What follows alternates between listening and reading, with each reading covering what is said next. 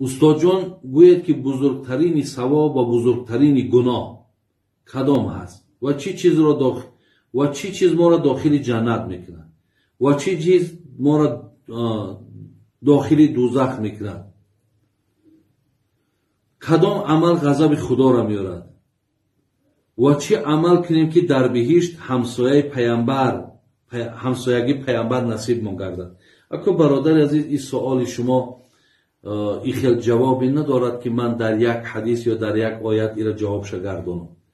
ما بسیار عملهایی داریم که پیامبر میگه احب الاعمال الی الله تبارک و تعالی الصلاة علی وقتها.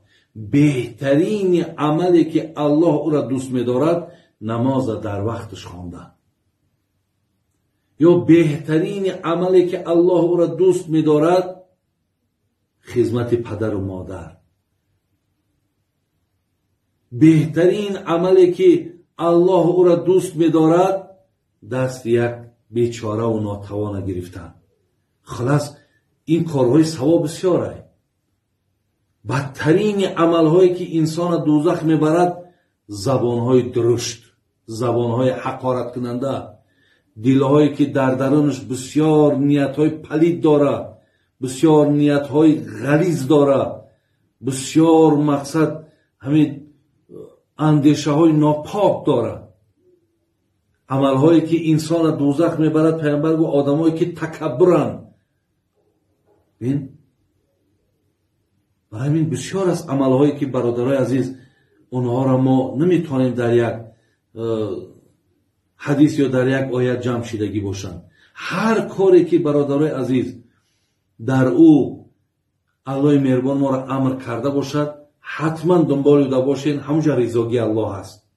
در کم کاری که خدا من کرده است ای او دور باشین، انشاءالله شما را خدا ای دوزخش دور میکنه، ای غضبش دور میکنه. الله حفظتان کنه. من دوست میدارم برادر عزیز که با خدا وقتی منم تری سوال ها میتن. این سوال ها بسیاره امروز. من از این به یک خلاصه میام که امروز برادرها و خواهرای ما ببین چقدر اسلام دوستدار شدگیه، چقدر دین دوستدار شدن که میخواهند که مقصد چیکار کنن؟ میخواهند که در دینشان خدمت کنن، در اسلامشان خدمت کنن. الله برکتون تیه.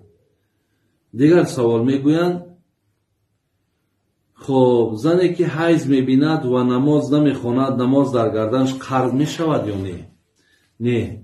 اگر زنی که حیض ببیند ماه رمضان باشد روزه در گردنش قرض میشود نمازش نه.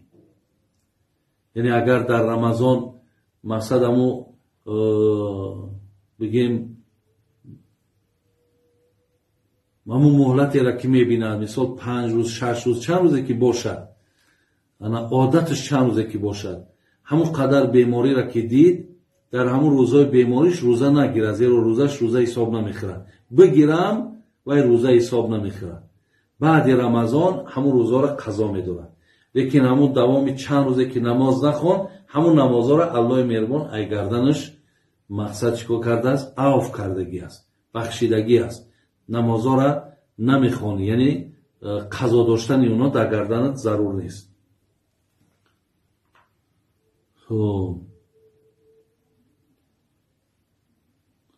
من از شوهر یکمم جدا شدم به خاطر حلال شدن.